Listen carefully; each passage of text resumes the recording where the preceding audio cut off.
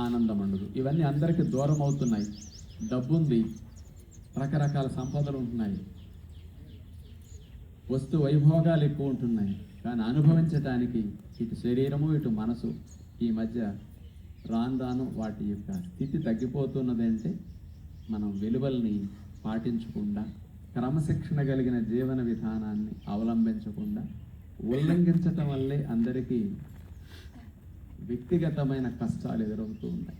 వ్యక్తిగతమైన యొక్క కష్టాలే సమాజానికి కష్టాలుగా అవుతాయి, అవే దేశానికి కష్టాలుగా మారతాయి. ఇప్పుడున్న రోగాలు కానీ, మానసిక రోగాలు, శారీరక రోగాలని దేశ సంబంధమైన సమస్యగా మారబోతున్నాయి. అంచేత అలాంటి వాటి నుంచి మార్పు రావాలి అంటే సౌండ్ బాడీ, సౌండ్ మైండ్ ప్రతి ఒక్కరికి కావాలి. ఆ సౌండ్ బాడీ, సౌండ్ మైండ్ని పెంపొందించుకుంటే దేశానికి ఎంత బాగుంటుంది అంటాను. మహాత్మా గాంధీ గారు అట్లా ఎగ్జాంపుల్ చూశారు. ఆయన న్యాచురోపతి ఫాలో అయ్యి యోగా చేసి మెడిటేషన్ చేస్తేనే భోజనం చేశారు. వారు మెడిటేషన్ చేస్తే ఆ రోజు భోజనం చేయలేదు. అంటే ఒక న్యాచురోపతి విధానాన్ని, అంటే వే ఆఫ్ లైఫ్ న్యాచురోపతి అంటే, అలాంటి జీవన విధానాన్ని పర్ఫెక్ట్గా ఆచరించిన వ్యక్తి మహాత్మా గాంధీ గారు. అంచేత అంత సాత్వికంగా, అంత స్ట్రాంగ్గా వారు ఉండి కోట్ల మందిని ఒక మాట మీద నడిపించే పవర్స్ ఎలా వచ్చాయంటే ఆచరణ ద్వారా. కనీసం ఇక్కడికి వచ్చి 15 రోజులు నేర్చుకున్నందుకు మన శరీర రాజ్యాంగాన్ని మీకు ట్రైనింగ్ ఇవ్వటం జరిగింది. శరీరానికి మించిన గురువు లేడు, శరీరానికి మించిన డాక్టరు లేడు. ఈ సందర్భంగా దాన్ని మనం గుర్తుపెట్టుకుని మన శరీరం ఇచ్చే డైరెక్షన్ని, ఆ రాజ్యాంగాన్ని అమలు చేయగలిగితే ఎంతో హాయిగా, ఆనందంగా మనందరం జీవించవచ్చు. ఈ గణతంత్ర దినోత్సవ సందర్భంగా మనం అలాంటి రాజ్యాంగానికి కట్టుబడి సమాజంలో జీవించాలి. శరీర రాజ్యాంగాన్ని కట్టుబడి మనం ప్రతిరోజు దినచర్యను సాగించాలని మనసారా కోరుకుంటూ, ఈరోజు ప్రత్యేకంగా మనం గణతంత్ర దినోత్సవ సందర్భంగా జెండా వందనం గావించడానికి రాంప్రసాద్ గారు అయితే బాగుంటుందని నాకు అనిపించి ఆహ్వానించడం జరిగింది.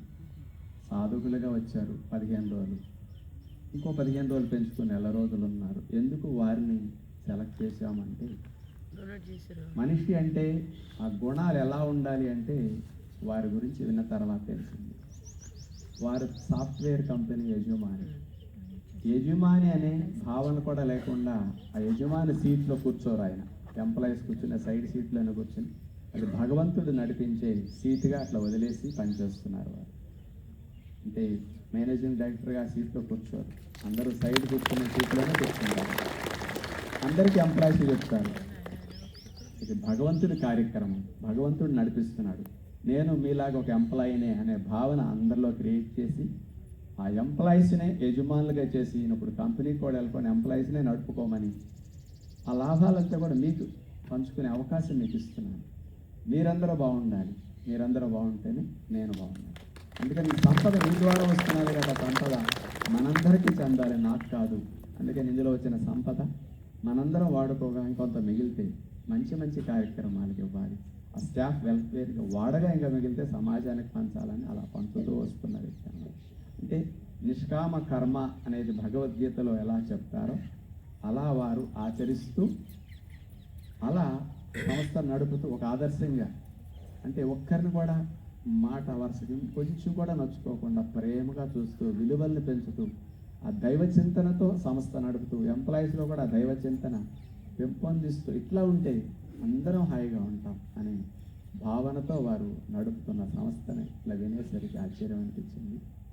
అంటే హంస సాఫ్ట్వేర్ సొల్యూషన్స్ అంటే హంసలాగా కొంగలాగా ఉండకూడదు, హంసలాగా ప్యూర్గా సాత్వికంగా ఉండాలని ఆ పేరు పెట్టి వాళ్ళు అట్లా చేస్తున్నారు. అందుకని ఎంతోమంది నిర్వహణ చేస్తుంటారు సంస్థలు. ఎంప్లాయీస్ కష్టపడితే లాభాలు వస్తాయి, కానీ ఎంప్లాయీస్ బాగుండాలని కోరుకోరు ఎక్కువ. కానీ ఎంప్లాయీస్ బాగుంటేనే సంస్థ బాగుంటుంది. వాళ్ళ వల్లే మనం ఈ స్థితికి వచ్చామని వాళ్ళని మర్చిపోతారు అందరూ. వారిలాగా అలా మర్చిపోకూడదు అనేది మేము కూడా ఈ సంస్థలు అలాగే, మా సిబ్బంది అందరూ బాగుంటేనే మేము బాగుంటాం, వాళ్ళందరి వల్ల మీకు సర్వీస్ ఇస్తాం.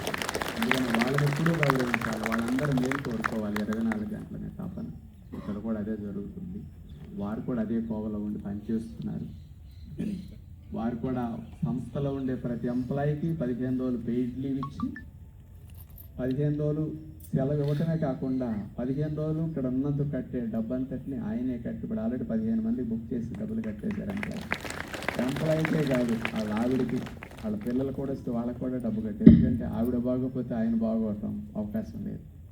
అయితే అట్లా అందరికీ ఉన్న ఎంప్లాయీస్ మొత్తానికి పెయిడ్ లీవ్ ఇచ్చి సంవత్సరంలో ఎప్పుడు ఖాళీ ఉంటే పనికి ఇబ్బంది అవ్వకుండా వాళ్ళందరినీ ఇట్లా పంపించి మంచి నేర్చుకోండి, ఆరోగ్యంగా ఉండండి, ఆనందంగా జీవించండి, సమాజం కోసం మనవంతు ఒక మనిషిగా పుట్టినందుకు దాని నిజమైన మనిషిలా మనం ఎదగాలి అనే భావన వారిలో ఉండబట్టి అలాంటి వ్యక్తులు ఇలాంటి మరి ఆవిష్కరణ చేస్తే బాగుంటుందని వారిని ఆహ్వానించడం జరిగింది.